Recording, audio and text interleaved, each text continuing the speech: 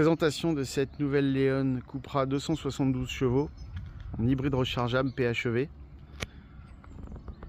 Véhicule à la fois familial mais aussi sportif et dynamique avec des jantes de 19 pouces, chaussée taille basse, mais qui ne perturbe pas le confort du véhicule, notamment parce qu'on a l'amortissement piloté. On peut choisir confort ou sport. C'est un véritable impact sur les ressentis de la route et du confort. Des lignes tendues, fluides, qui permettent une meilleure pénétration dans l'air avec une optimisation des consommations. Un toit ouvrant panoramique pour plus de luminosité, qui font le plaisir des enfants ou des passagers à l'arrière. On peut facilement loger une bouteille, à l'avant aussi là-bas. Des sièges type sport, baquets, qui sont vraiment agréables. On est très bien maintenu, bien assis pour les longs trajets. La trappe à essence ici. À l'arrière, on peut distinguer un bandeau lumineux, qui s'éclaire en tout cas lorsqu'il est allumé, qui le distingue de son ancienne génération, qui ne l'était pas. Pour ouvrir le coffre, c'est à droite ici. Là, on retrouve le parapluie. Par les temps qui courent, c'est quand même un outil indispensable à acheter séparément. Une prise de 130 volts, vraiment utile et pratique.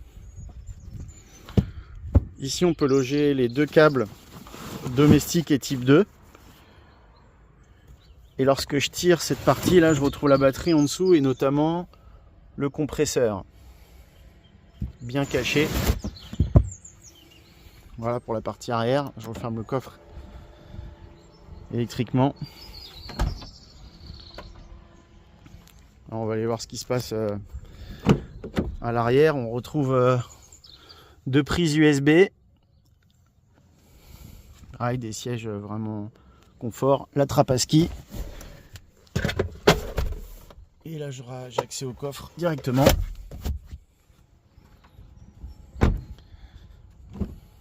Et sur la partie avant, mais on se retrouve sur l'intérieur avant. Pareil, une bouteille qu'on peut facilement loger, l'ouverture de la trappe à essence, du coffre, les sièges à mémoire électrique.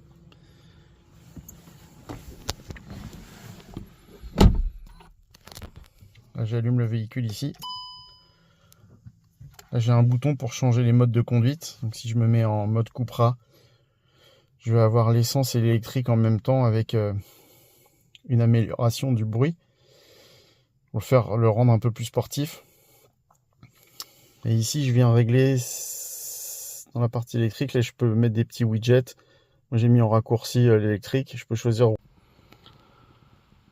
Je peux également choisir la récupération de l'énergie cinétique, avec forte, automatique ou faible, selon les préférences de conduite. Là, je trouve les données de conduite. En longue durée, moi j'ai fait 4 litres 1. Donc je fais beaucoup d'autoroutes, je fais 40 000 km par an. 4 litres 1 en la rechangeant le plus possible évidemment. Mais pour 275 chevaux, c'est quand même pas mal. Depuis le départ, là j'ai juste fait 6 minutes, j'ai fait un tout petit trajet et là la caution est importante, mais on arrive à faire du 18-19 kW sur les trajets périurbains. En ville peut-être 16-17 et sur autoroute plutôt 25.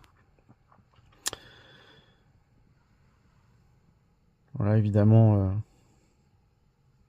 j'ai tous les raccourcis,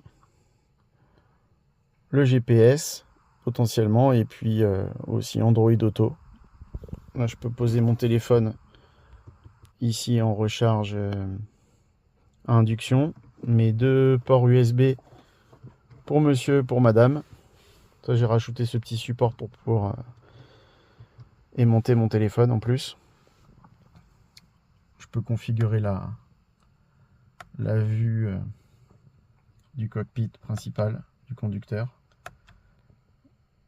Voilà, mais selon les préférences. Évidemment, toutes les aides à la conduite. Le régulateur de vitesse adaptatif. Je peux ici configurer le lane assist, l'alerte de vitesse, le travel assist et l'ACC. Le travel assist, ça va permettre de maintenir fortement le véhicule dans la voie. Et si je le déconnecte, il y a un maintien dans la voie, mais plus léger. Donc c'est assez sensible. En travel assist, on n'a rien à faire, mais bon, rapidement, on est ramené à l'ordre si on ne met pas les mains sur le volant. Un petit porte-gobelet ici. Le frein à main électrique. La boîte de vitesse, c'est un petit levier maintenant, tout simple. Et ben, simple et efficace. Le toit ouvrant, là pour l'ouvrir, je fais glisser mon doigt. Magnifique. Je peux l'arrêter et le refermer en glissant, pareil. Et puis si je veux s'ouvrir, pas de problème, il sait faire. Moi j'aime bien garder la luminosité dans le véhicule au maximum, surtout à la saison en octobre. Voilà, vous savez tout, ou presque.